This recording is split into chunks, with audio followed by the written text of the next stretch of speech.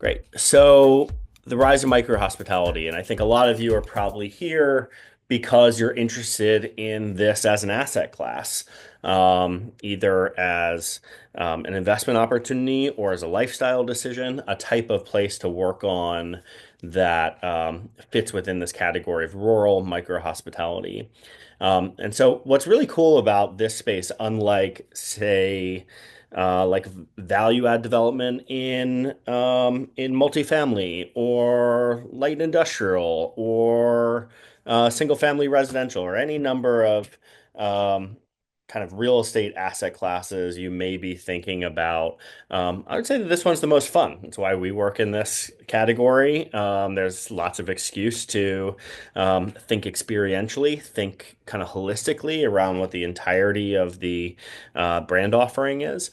And a lot of times it's an excuse to walk out in the woods and feel like you're doing work. And so, unlike a lot of other real estate asset classes, I think that this one's maybe one of the most fun to work on.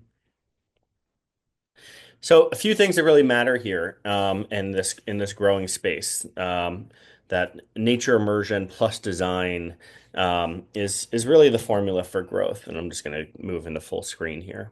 One sec. Yeah. Um, So a great small scale landscape hotel or micro hospitality destination does a great job of prioritizing the architecture and the site selection to enhance the guest connection to the surrounding environment. One of the things I always say about any of the projects that we work on, which are entirely rural, is it's probably not likely that somebody is checking in there to stay indoors all day. That they are there to have a great home base on the property, but that the landscape, either that you're looking at or that you have access to, is very much part of the amenitization of the place.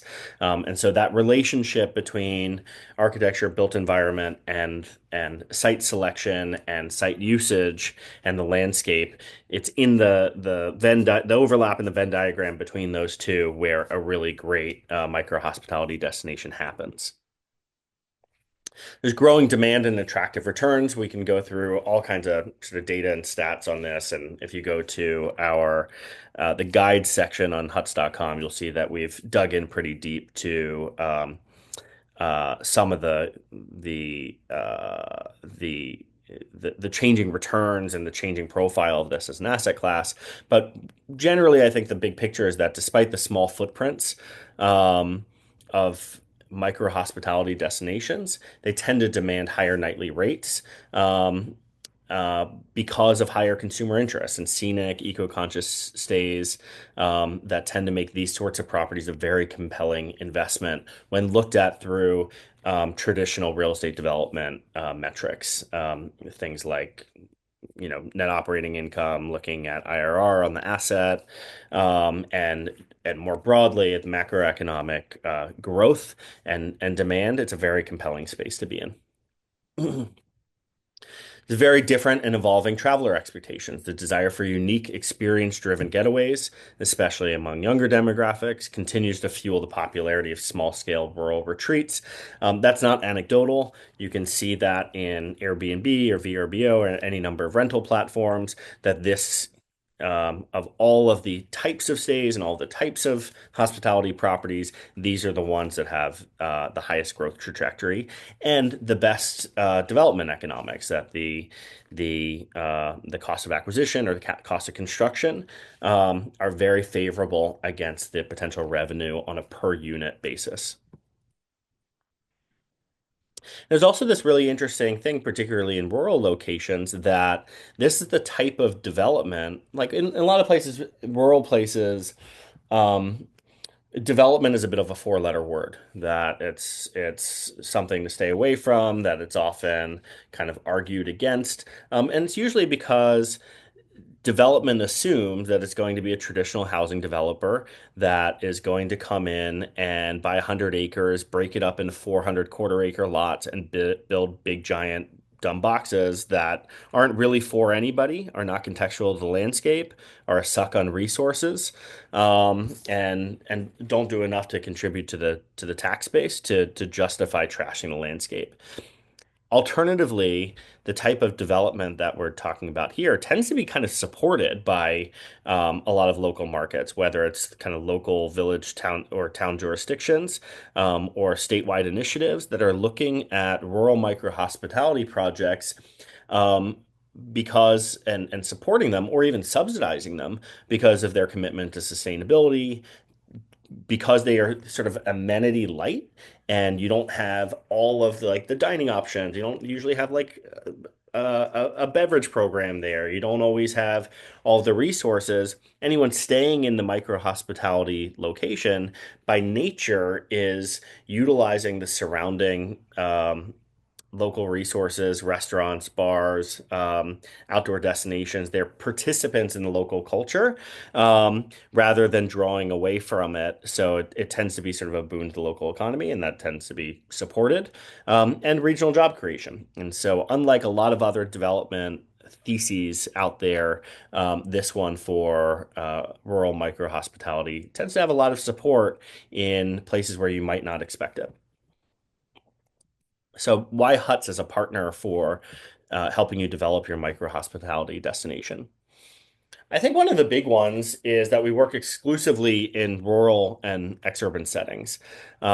This is a billboard that we have up in the Northern Catskills and the way to the ski areas at Hunter Mountain and Wyndham, where we're making a broad claim that we're the best way to design and develop your home in the country. And I think our job is to always make that feel more true. But what we really mean by the country is that we're dealing nationally, but also that we deal exclusively in rural areas and understanding the unique conditions of how to make sense of land and how to make sense of local jurisdictions and how to be respectful and contextual to the setting is what we do quite well. And so we only work in rural areas, which helps us um, uh, really understand the opportunities and the potential challenges of taking on a landscape focused project or one where um, nature plus built environment plus the landscape are meant to be integrated into one. We offer much more than just a product. There are companies out there that will sell you plans or maybe even sell you sort of like a prefab structure that can be come in on the back of a truck and be plopped down. Um, I, I'm a fan of anyone looking to do anything in the built environment, and particularly in the housing space. We need all of the innovation we can get, but I can say that just the housing product on its own in a rural setting, and particularly for a micro hospitality project, is a very small sliver of what makes the project work. There's land use, there's land acquisition, there's land improvement, there's land entitlement, there's they're setting up infrastructure. There's making sure that you're using the land in a really cool way and you're not getting over your skis on the expense of improving the land. Um, there's all of these things that kind of happen way before the house even gets there that are really important. Um, Let alone that the idea of a singular product that can work everywhere is probably not right. There's always going to be some level of localization for any project. So, we have projects all the way from the Pacific Northwest and the San Juan Islands um, to the Penobscot Bay in Maine, down to Southern California. And while the form and shape of what we do from a housing design standpoint tends to be similar, there are localizations that are happening in all cases, whether it's fire retardant materials or making sure that we have the right tie downs for special wind zones, or that we have a way to modify foundations in places where there's seismic activity. The idea that any one of these products could be mass produced and dropped down is just not real. And it's also going to be very difficult to permit them.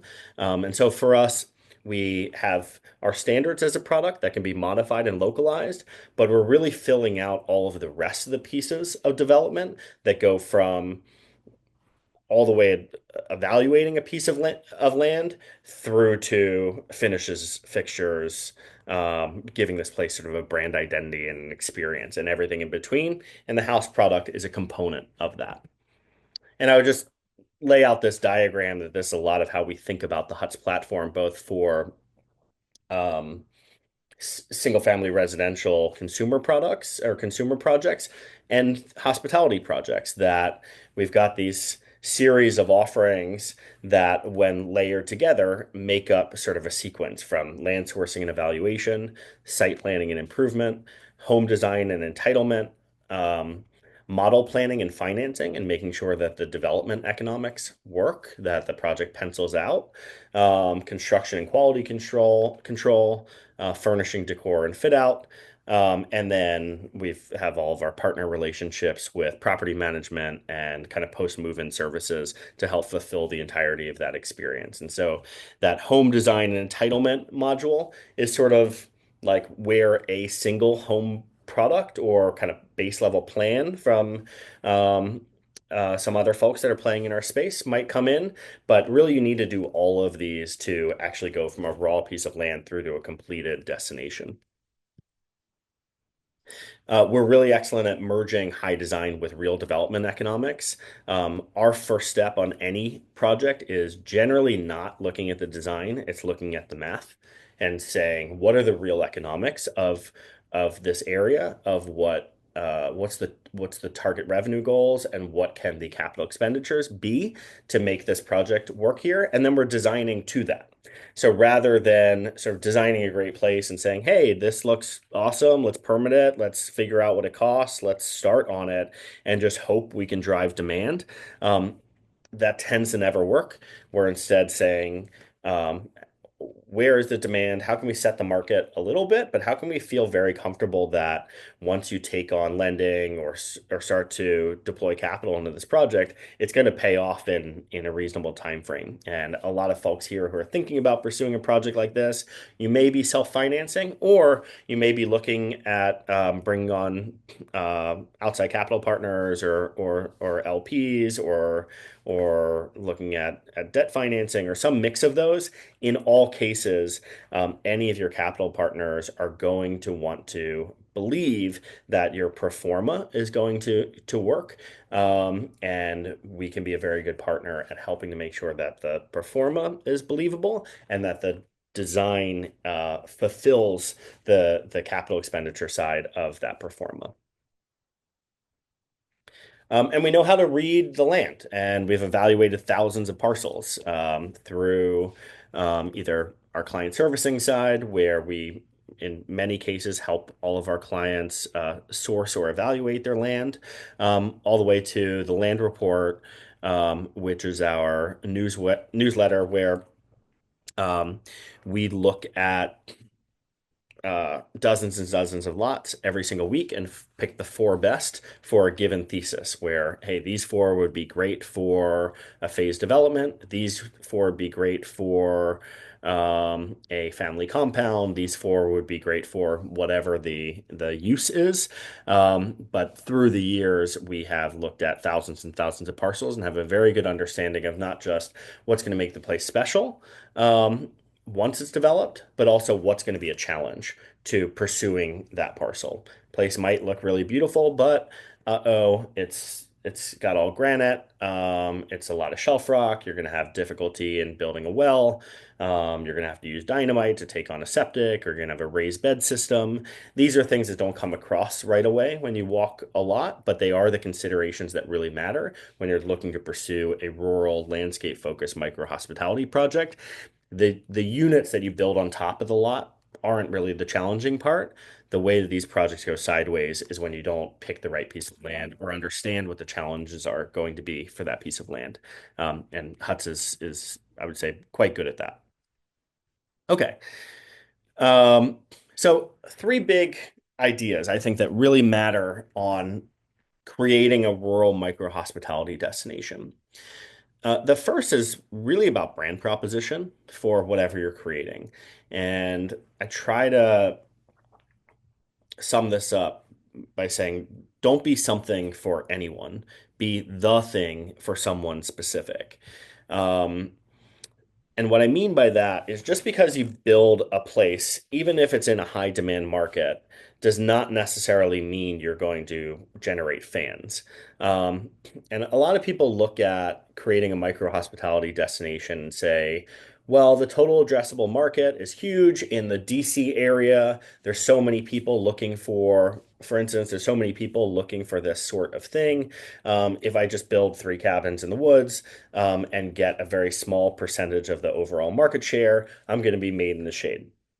Maybe, but the likelihood that you create any loyalty or any repeat visitorship from that approach is pretty much zero. Because then you're just another something out there that could be okay for anyone. You're going to get a lot of last minute um, people staying there last minute. You're going to get a lot of people who are not being intentional about staying at your spot.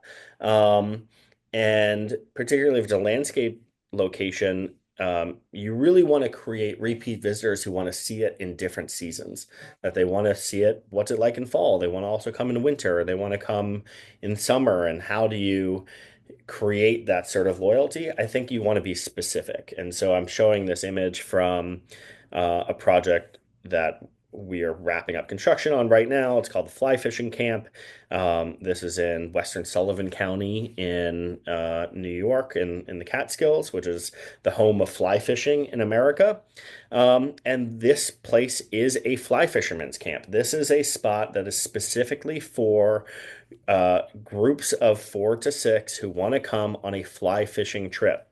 It's got a narrative, it's got an aesthetic that and amenities that reflect that. The land that we chose is near a trout fishing creek within walking distance. This is the kind of place that it's not for everyone, and that's okay. It's for the it's not for millions of people who might be a potential person to stay there. It's for the hundreds of people who definitely want to stay here for their fly fishing trip, and want to do it on an ongoing basis and keep going. So it's that this idea of how do you become a property that's sort of famous to a specific number of a set number of folks, and they come every year or they come multiple times a year. That's the best type of revenue for a micro hospitality destination. So don't be something for anyone, be the thing for someone specific. Have a real point of view on who the user is on this place and then design to it. And next is that the math's got to work. The unit economics of your project just have to work. And so over designing the project or overbuilding the project because you think it'll create sort of incremental difference in your revenue, probably not a good strategy. You really want to work from your revenue projections back, and then figure out how to create the best destination within that, within what what the what the revenue can support. Um, it's going to be a very long and sort of and unfulfilling road if you go through this and you don't start making money at some point. And we've seen a lot of projects out there, not many that we've worked on, that have been tanked for that reason, that their appetite was too broad. They didn't think about the phasing. They didn't think about the scale of the project. They maybe created a cool destination, but it was underwater from the get-go. And that's just not that much fun, particularly if you're looking at this as a money-making venture and not a pure art project. So the math's really got to work. And the, the last note here is design the whole property. And this comes back to something I said earlier, that you're not just designing the hotel unit or the cabin or whatever the kind of small conditioned interior space is. People aren't coming here to stay inside the whole time. They're coming here to experience holistically all of the sort of amenities sprinkled around the lot, the relationship with nature, the landscape that you've set up, and how have you taken that landscape and almost like dialed it up rather than taken away from it or over cleared or removed what makes it special. So you need to design the entirety of the property and the entirety of the kind of circulatory experience that you drive in. What does that sort of drive in feel like? Rather than just cutting a straight driveway, you might want to make it a little bit more meandering, not cut down any trees, and figure out how it feels like you're kind of going from the road to a whole new world when you arrive. What is that self check-in experience, or what is the that concierge experience? How do you come up with a trail system and signage markers and ways where way before you get into the unit, your visitor understands what the brand and the experience of this location is all about. So you really need to design the entirety of the property. And it kind of brings me back to that platform diagram that in a lot of ways, once the systems are in place and the infrastructure is there and the place is permitted and you have financing lined up, building the units or if they're prefab, dropping the units in on the lot is kind of the easy part. The hard part is thinking about how to make sense of this whole property, and this happens to be project in Callicoon, New York, that is breaking ground now that we'll go through a little bit. And this is a place where I think that we very successfully designed the entirety of the property. So let's go through three example projects that are live right now that fit within this micro hospitality scheme. The one is in called Meeker Hollow. It's in near kind of near Andes, New York, which is north of the Pepacton Reservoir in Delaware County. It's a destination for both New Yorkers, but also kind of all over the state. Um, Next, we'll look at Gulf Road. It's in Callicoon, New York. And the last is Berkeley Springs, which is for a brand named Branch in West Virginia. And we're going to look at Meeker Hollow briefly. And what I really want to go through in this project is the site planning approach. So if you look here on this lot, it's a great parcel. It's got some clearing on it. It's kind of old farm fields. It's got an existing retention pond. It's got forest. It's got a creek at the edge of the parcel. And the question here for the client was, hey, um, I've got this farmhouse that I'm renting out, using as a wedding destination, but how do I add density to the lot? And this brings up a few issues on the land strategy side. Um, and breeze through this a little bit.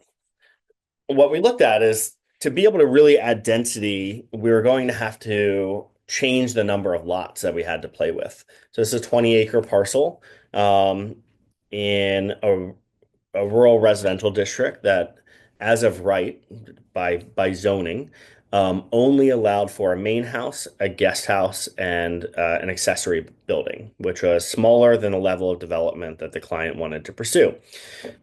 They wanted to add more units than that. And so to be able to do that, we needed to pursue a subdivision. And here we carved out a three-lot subdivision that would have integrated trails. So it cuts through from the client experience or the end user experience. It all feels like one property. But from the town's perspective and from a zoning perspective, now we have unlocked the amount of development we can do on each of these three lots. So now each one of them allows for a main house, a guest house, and an ADU, or an interpretation of those. Um, and that also allows us to keep this parcel zoned residential. So without having to convert this to a commercial property, now we have three residential properties that we're developing as much as we are allowed to within the zoning code. And so you see these new lot lines for the new resulting lot A, the new resulting lot B, and the new resulting lot C. Um, and this also gives us a phasing strategy where we can say, all right, we're going to do the things we want to do on lot A and build that out first, build in the infrastructure, start to generate a little bit of revenue from it, and that'll help us um, uh, revise our financing and free up some cash and attract some additional investment for phase two in lot B, and then finally build out phase C. And it also allows us to create sort of different landscape conditions on each of these lots, that all of them have a forest piece, all of them have a wetlands piece, all of them have fields and meadows, and the the connective trails between them allows people to kind of seamlessly cross over lot boundaries, seamlessly cross over infrastructure. So I think it's important in this parcel to, or this land use strategy, to think about what's below ground and what's above ground, that we started with this one lot. What's below ground is that we are cutting this up into three parcels, changing the zoning allowance, changing what we can develop for. What's below ground is infrastructure on each one of those lots. Each one has its own septic, each one has its own well, each one has its own right of way and access to the road. And then what's above ground from the consumer experience is the landscape, the built units clustered in different interesting ways, and a trail system that integrates all of it and makes it feel like one seamless, holistic experience.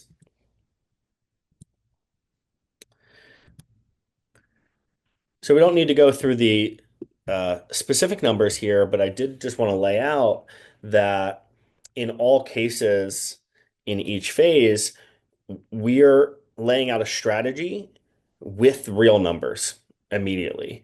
We want to make sure that the math works on each of these strategies rather than saying, hey, there's a great vision for how we might use this place.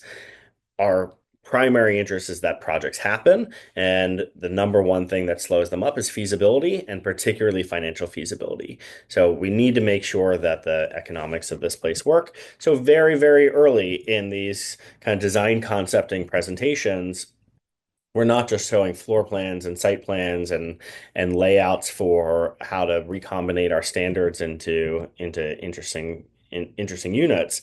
We're also looking at the capital expenses and have a very good understanding of what each of these elements will cost because we've done it before. We've done the land development side of it. We've built units like this before. Our standards help us understand a lot of the construction costs, particularly in this region. Um, and again, we're kind of pairing that relationship between design and design and development economics to make sure that the project works. And we're pairing that relationship between subterranean infrastructure costs and above ground experience for the customer. And I think that this project in Andes, New York, lays this out really, really well. So stay tuned on that one, and on everything that's happening on Meeker Hollow. And now I want to go to Gulf Road. This you can see on our site, and we looked at it briefly.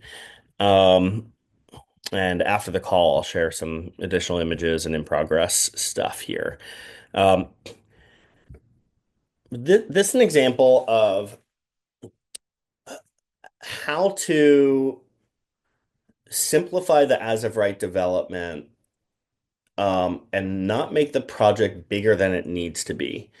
So, if you're starting a hospitality project, your instinct is going to be this is a commercial entity, um, which at a certain scale may be. But when it's smaller, like this is, where the goal is really 4 units, um, a couple of wellness amenities sprinkled around, a sauna over here, a wood-fired hot tub over there, a fire pit in the forest over here, a little self-service store at the parking lot. When you look at that project scale, the idea of searching for or re-entitling a piece of land as purely commercial is a pretty big lift. And it it adds a lot of complexity to the project, adds a lot of expense to the project, adds a lot of requirements for um, municipal vehicles and infrastructure. The property taxation changes. Everything just gets bigger. And at a certain scale, like I said, you get into 10, 15 units or places where you have very, very restrictive development. You're just going to have to do that. But where you don't, you could take a strategy like we did here. where we worked with our client to source two contiguous parcels. So two lots next to each other. Both were about 6 acres, so a 12-acre total lot. Um, and said, rather than building a commercial property, let's instead just develop this and permit it as if it's two single-family homes on two houses next to each other that you just happen to rent, which is totally allowed, completely as of right within this location, well within the boundaries of the zoning of the region and these parcels. Um, and so this is really two lots next to each other. The driveway and comes into one lot. The other lot is issued a right of way from the first lot. The parking lot is in one lot. The parking lot is big enough for a municipal turnaround. The same, so we're able to get fire trucks and any ambulance or any emergency vehicles in. Um, and but here we only have to have one septic. We only have to have power transformer to, well, we need one septic per lot. We need power transformer to each lot. It's very similar in scale to building two single-family homes. We just happen to be able to get the maximum development per lot, which is a main house, a guest house, an accessory dwelling, and a couple of outbuildings. And so here, one of our rental units, the main house. The other rental unit is the guest house. The sauna is an outbuilding, and we actually have a little bit of space to do future development here. So the client can grow into this parcel and continue to add a couple of units, assuming all the projections are right and the place starts to generate revenue. Um, so that's really what I want to show here, that in the world of micro hospitality, where you're dealing with three, four, six smaller unit counts, the instinct to find a lot or a big lot that's already zoned commercial and create what the tax office and what the zoning office sees as a hotel is not always the right one. Sometimes you want to think about this as a couple of residences that you happen to own all of and you're renting. You can wrap them under one brand. The client experience feels like they're coming into a hotel type destination or a sort of landscape hotel destination. But from a tax policy and from a zoning policy, it's really a couple of single family residences. And then the last project I want to show is Branch Berkeley Springs. It's a 17-acre lot in Berkeley Springs, West Virginia. And here there's a similar challenge that um, our client had purchased three contiguous lots with the expectation that he was going to have to redraw all the lot lines and take all three of these lots, turn them into one, and then re-entitle it as a commercial property.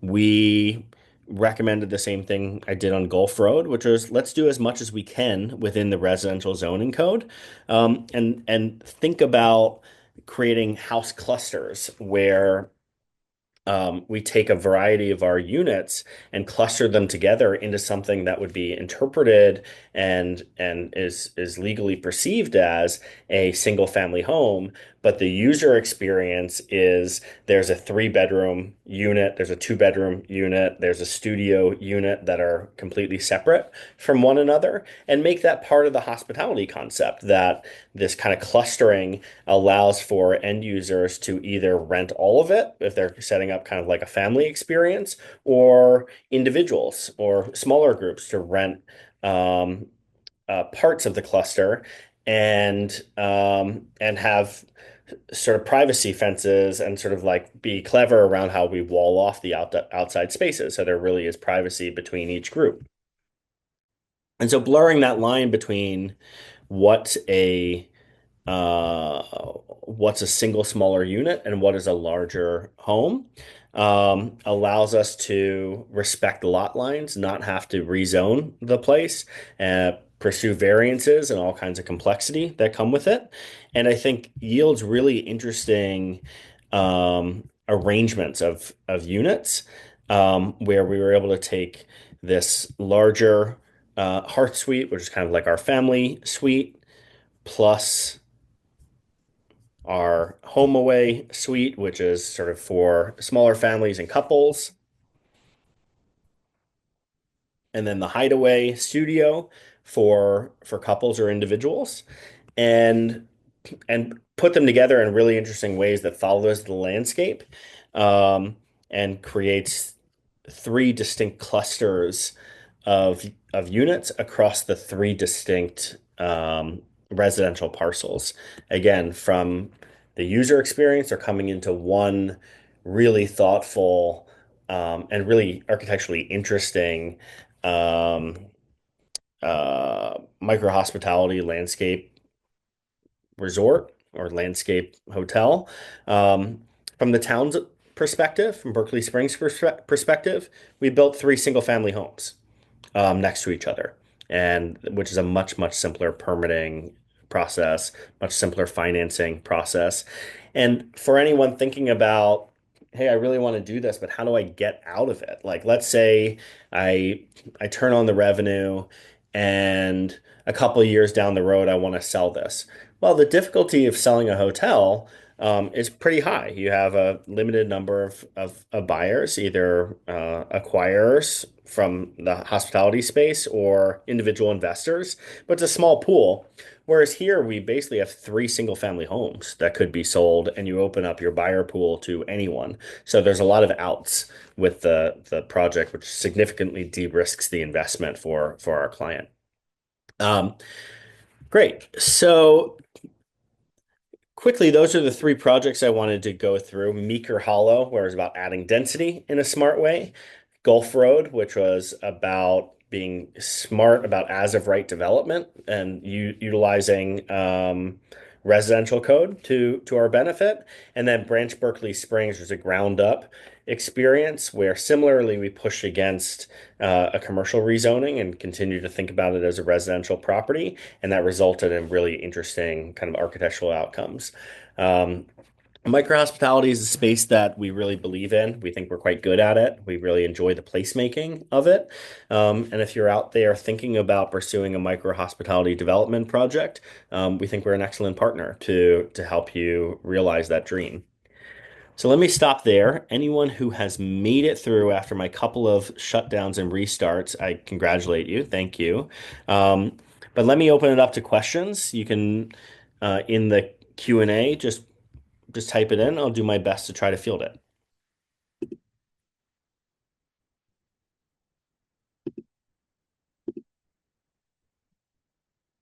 Um, Anonymous asks, is it possible to work on a project in the Southwest?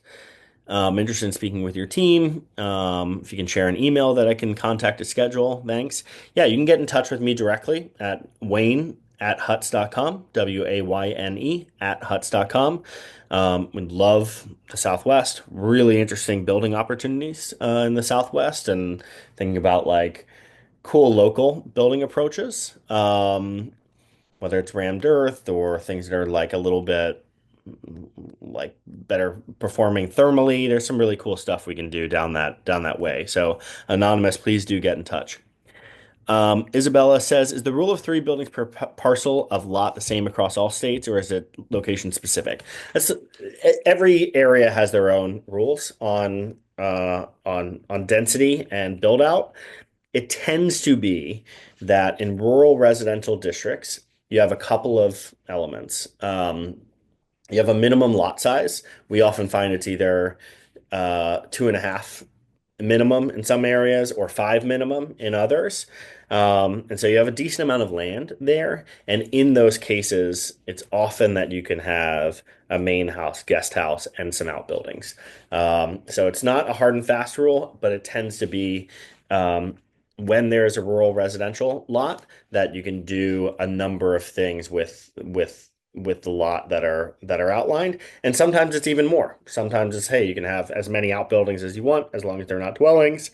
Sometimes a lot of areas are looking for increased density, like Vermont last year passed legislation saying every single lot in the state is allowed to have an ADU because they're looking to incentivize some level of construction and adding more housing units. That that's things like that exist kind of region by region, but that tends to be a good rule of thumb.